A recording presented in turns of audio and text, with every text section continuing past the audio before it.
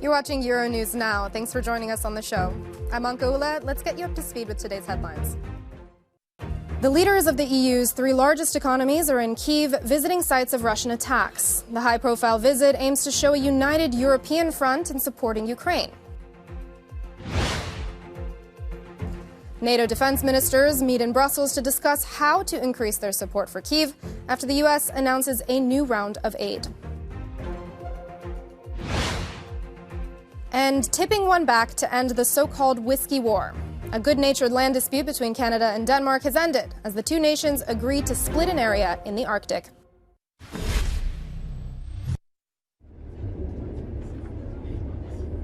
The leaders of France, Germany and Italy have arrived in Kyiv after boarding a train from Poland earlier today.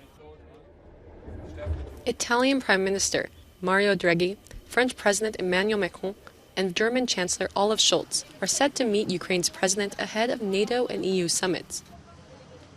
This is their first visit to the country since the war began. After arriving in Ukraine's capital, Macron stopped to give a message to the Ukrainian people.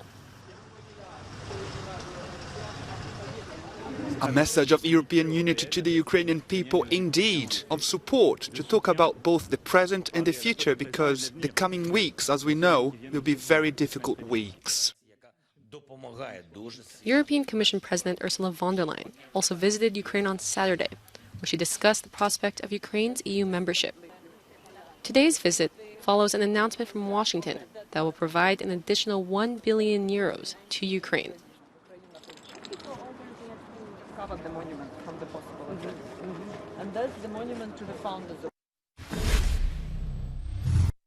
Air raid sirens sounded across the Ukrainian capital, Kyiv, shortly after the arrival of Olaf Scholz, Emmanuel Macron and Mario Draghi, signaling that war is very much an ongoing reality for Ukrainians. The leaders of Germany, France and Italy traveled by train to meet their Ukrainian counterpart, Volodymyr Zelensky, for a working lunch, a very symbolic meeting, a much anticipated visit on the part of these three EU leaders who have been criticized by Ukrainian authorities in the past for what was described as their lukewarm support for Ukraine.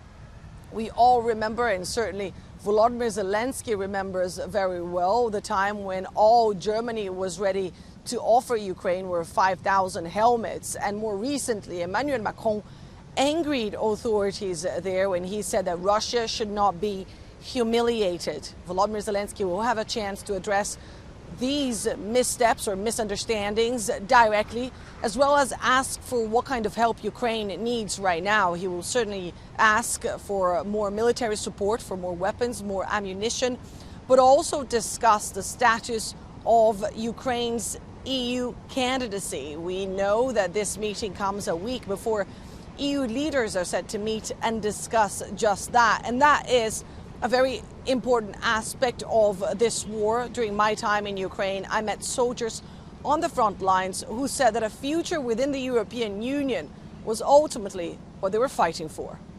Annelise Borges in Paris for Euronews. Brazilian federal police have confirmed a local man has confessed to having murdered the environment expert Bruno Pereira and the British journalist Dom Phillips. Human remains buried in the place indicated by the suspect will be sent for examination in the capital Brasilia. The first person arrested for this case, known as Pelado Mr. Amarildo, voluntarily decided to confess to the crime. He narrated in detail and pointed out the place where he buried the bodies. Pereira and Phillips had last been seen in the Valle de Javari indigenous land. The reserve near the border with Peru is bigger than the island of Ireland.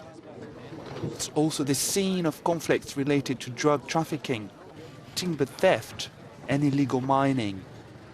The search involved the Brazilian Army, the Navy, the Amazonas Public Safety Office and the Federal Police, as well as around 100 indigenous volunteers.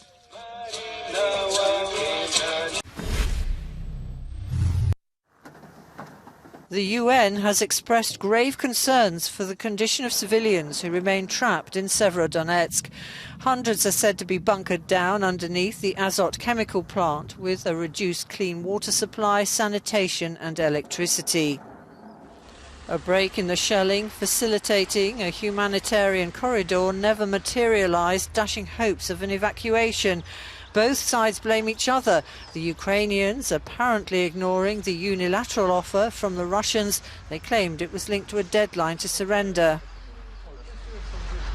A spokesman for the UN's Humanitarian Affairs Office said that both parties to the conflict have an obligation under international humanitarian law to protect civilians, so it's not an option. They have to assure the people who want to leave the city they can do it safely.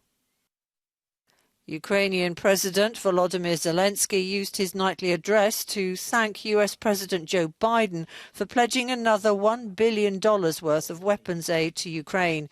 Both the US and Zelensky have said the battle in the east of Ukraine has reached a pivotal moment in the war. The Russian military has, however, claimed to have used long-range missiles to destroy a depot in the western Lviv region where ammunition for NATO-supplied weapons was stored. Meanwhile, mostly elderly and disabled residents from a small town on the edge of the Donetsk region arrived in western Ukraine after having been forced to abandon their homes because of the increasingly heavy fighting in Donbass.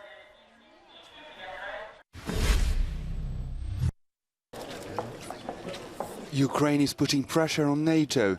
It hopes to receive more weapons and support from the alliance's members. NATO also wants to provide more support to Ukraine as the fighting in the Donbass enters its decisive phase. The US Defense Secretary spoke about the prospect of an additional aid package. The United States will provide an additional $1 billion security assistance package for Ukraine. And it includes guided MLRS munitions, 18 more M777 howitzers, and the tactical vehicles to tow them, and 36,000 rounds of 155 millimeter ammunition. The package also includes 620 million euros for 2 more coastal defense systems and thousands of secure radios, night vision devices and thermal sights. In a message to the Czech parliament, the Ukrainian president made clear his country's requirements. Ukraine must get everything to win, modern and powerful weapons to gain an advantage over the Russian army, financial support, to have resources against Russia, whose revenue are still very high.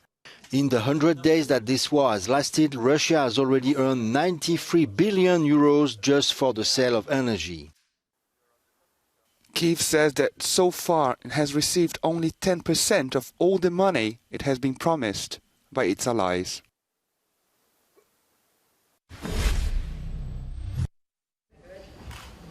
Canada and Denmark have settled a largely good-natured dispute over a tiny, barren, and uninhabited outcrop in the Arctic. They've agreed to split and effectively created the first land border between Canada and Europe. The row over the 1.3 square kilometer Hans Island, which sits between Ellesmere and Greenland, dates back to 1973, when the marine boundary was drawn between Canada and Greenland, part of the Danish kingdom. Danes and Canadians have visited the rock by helicopter over the past decades to lay claim to it, leading to diplomatic protests, online campaigns, even a Canadian call to boycott Danish pastries. During those ministerial visits, each side would plant a flag and leave behind a bottle of whiskey or schnapps for the other to enjoy, along with comical notes. With the dispute becoming known as the Whiskey War, it was apt the two sides exchanged bottles of the celebrated tipple.